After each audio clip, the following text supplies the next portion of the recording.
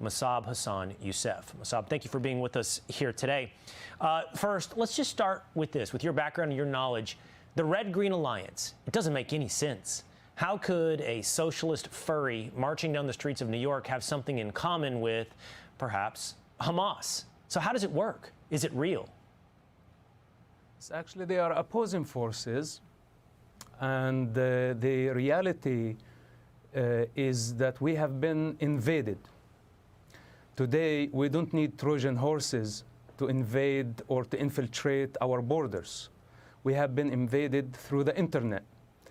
The communist countries, North Korea, China, Russia, they have been working around the clock to flood our internet, our social media with their propaganda. So they paved the way. They created the climate for somebody like Mamdani to come and represent their ideologies.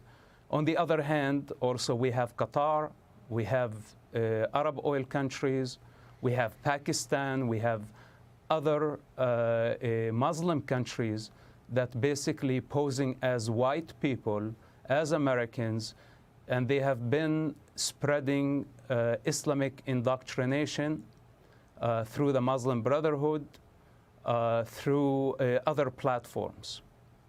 Now, the average American really does not understand the green and red danger. This is the job of the CIA, of the FBI, intelligence services. They understand this danger.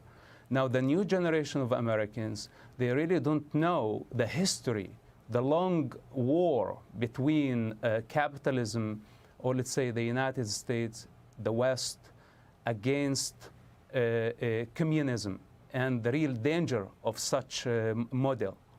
Now, these two models, the Islamic and communist models, they're anti-American at their core. And they want to push America in the back seat. And they want to change the world order. This is what they are aiming to do. Now, the new generation of Americans don't see this bigger picture. They think that every other country is just like the American model, that people demonstrate their freedoms. They don't see that these two models are failing models. And at best, what they can offer is a tyranny, a dictatorship, a totalitarian system. They can never succeed in representing a transparent democracy. And to import such ideologies to the United States means... So I just want to ask you this really quickly. I see that the two sides have a common cause in destruction of the West, Western civilization, the United States of America, even if they do have very different visions of what rises up from the ashes. But while you said a Trojan horse isn't necessary today, you still have described Zoran Mamdani as a Trojan horse. Explain.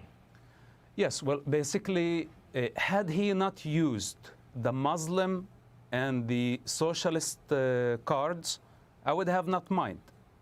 If he represented himself as an American first and as an American last, I wouldn't mind.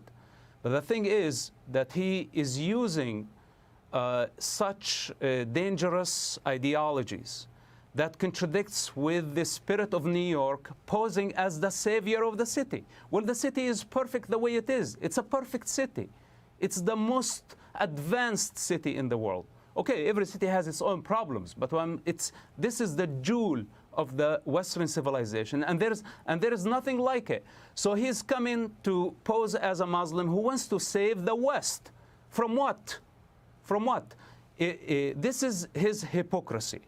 If he really cares for his people, why doesn't he go and build the Muslim countries, you know, where it's failing, where there is barbarism, where there is nothing close to New York City or to the United States. But he's coming to something that's completely developed, and he's posing that he's going to integrate it into something greater.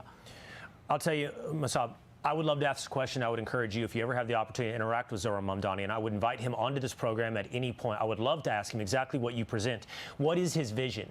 What is his model? Where is the society that he envisions having been implemented on this earth that he would like to bring to New York City? And I'd have that a very open, curious question for Zohran Mamdani. In the meantime, for much of what we've talked about, if you're curious, Mosab has written a new book. It's called From Hamas to America. I encourage you to check that out. And I appreciate the time that we had. I think we deserve a lot more time, and I hope to see you in the future.